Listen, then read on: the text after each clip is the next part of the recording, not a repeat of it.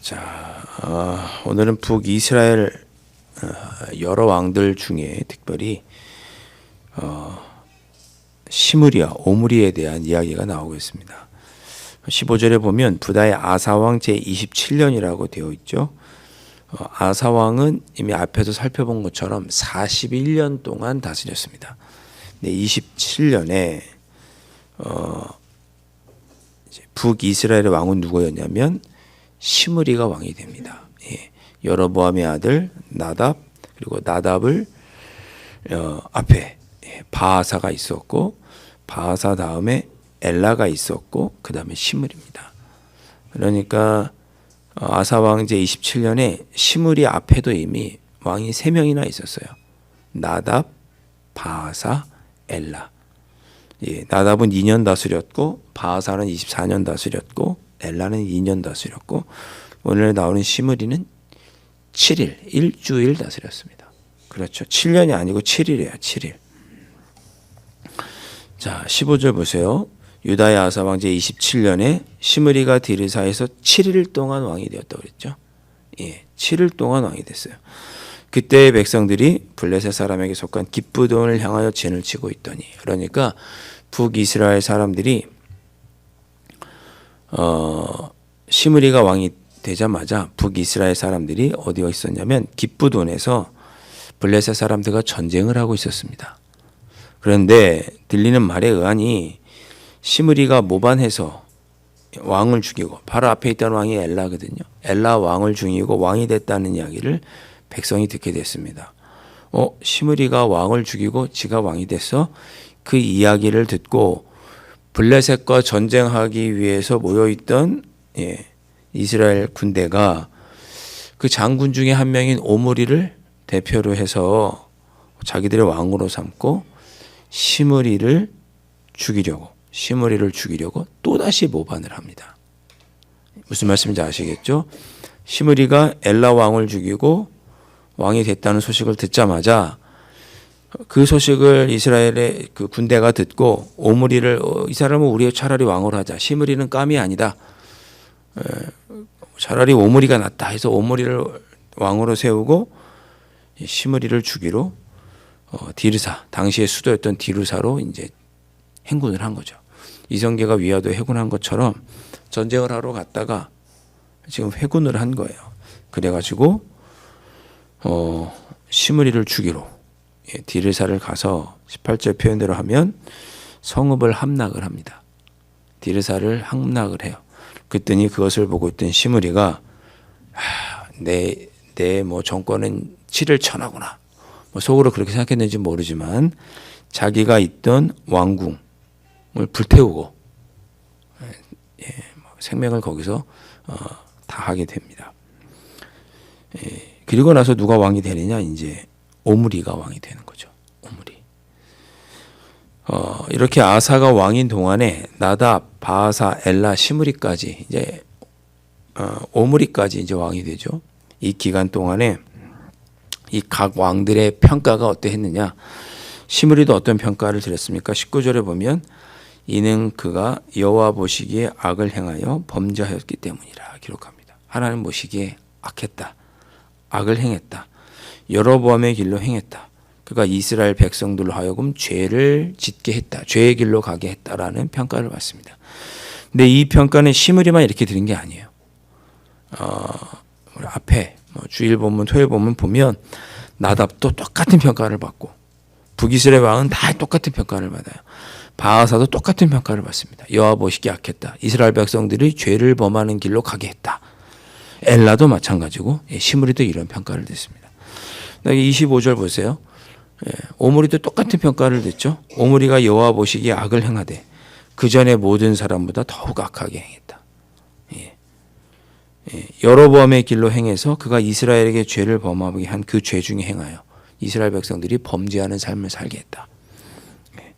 여호와 하나님께서 노하셨다. 이런 평가가 북이스라엘의 왕들의 주된 평가였습니다. 그래서 시므리도 일주일 만에 죽은 거예요. 백성들이 반기지 않았고. 우리 흔히 그런 표현 쓰죠. 그나물의 그 밥이다. 북이스라엘 왕들은 다 그나물의 그 밥이었습니다. 하나도 하나님 앞에 선한 왕이 없었어요. 하나도. 자, 21절로 넘어가면 그때 이스라엘 백성이 둘로 나뉘어 그 절반은 기낫의 아들 디브니를 따라 이렇게 되어 있습니다. 그 오므리가 시므리를 죽이고 왕이 됐더니 그 가운데 또 네 분이 있었던 거예요. 나도 왕이 되겠다라고 생각했던 사람들과 무리가 있었죠. 그래서 디분이라는 사람을 따르는 무리가 있었고 또 오므리를 따르는 무리가 있었습니다. 자기들끼리 싸워서 오므리가 이긴 거죠. 그래서 오므리가 왕이 됩니다. 그래서 북이스라엘의 왕이 되죠. 여러분 이런 게 쭉 이제 북이스라엘은 다 이래요. 다 이래요. 뭐 2달 돼 왕 된 사람도 있고 다 이래요. 나중에 보면 아사는 하나님 보시기에 다윗처럼 정직했다라는 평가를 받았던 왕이었죠. 남유다인 그렇게 하나님 보시기에 다윗과 같았다, 하나님 보시기에 좋았다라고 하는 왕이 있는 반면 북이스라엘은 하나님께 계속 악한 왕들이 나오고 힘들게 어렵게 지내는 북이스라엘의 모습이 대비돼서 지금 나오고 있는 거예요. 23절에 유다의 아사 왕 제 31년에 오므리가 왕이 됐습니다. 12년 동안 다스렸는데 이 사람에게 특별한 일은 딱 두 가지가 있다고 해야 될까요? 이 오므리가 했던 두 가지 큰 일이 뭐냐? 수도를 옮깁니다. 디르사를 점령했다고 그랬으니까 디르사가 수도였는데 은 2달란트로 세멜이라는 사람에게서 사마리아 산을 강탈한 거죠. 은 2달란트로 어떻게 산을 사겠어요? 세멜이라는 사람이 갖고 있던 그 사마리아 산을 강탈한 겁니다. 강탈해서 수도를 사마리아로 옮기게 되죠. 이것이 그가 했던 기록된 중요한 일 중에 하나, 악한 일이지만 하나였고, 또 하나는 뭐냐? 28절에 보면 그의 아들이 누구냐? 아합입니다. 아합. 그의 아들이 왕이 되게 한 게 그가 행한 아주 악한 일 중에 하나예요. 아합은 여기 오므리도 여호와 보시기에 양을 행했는데 그 전에 모든 사람보다 더욱 악했다 그랬죠. 아합은 통틀어서 남과 북을 통틀어서 이런 악한 왕이 없었습니다. 가장 악했던 왕 아합을 왕으로 세운 사람이 누구냐? 오므리입니다. 여러분 오늘 말씀 제가 드리지만 오늘 쭉 여러 왕들의 업적이 소개됩니다. 시므리도 소개되고 오므리도 소개되고 그 앞에 엘라, 바하사, 나답이라는 왕들이 쭉 있었죠. 근데 성경을 기록한 사람은 역사를 기록하는 관점이 신앙인 거예요. 제가 여러 번 말씀드리지만 이 열왕기상 하, 이 열왕기서의 말씀을 기록한 성경을 기록한 그 역사가 이 성경을 기록한 사람의 관점은 신앙인 거예요. 신앙. 오늘 나답부터 쭉 아사 이야기도 쭉 그리고 지난 2, 3일간의 그 본문을 보면 전쟁도 나오고 다른 나라와 전쟁하는 이야기도 나오고 외교적으로 동맹을 맺는 이야기도 나오죠. 아사가 다메섹과 동맹을 맺고 북이스라엘을 쳐들어오잖아요. 바하사 때.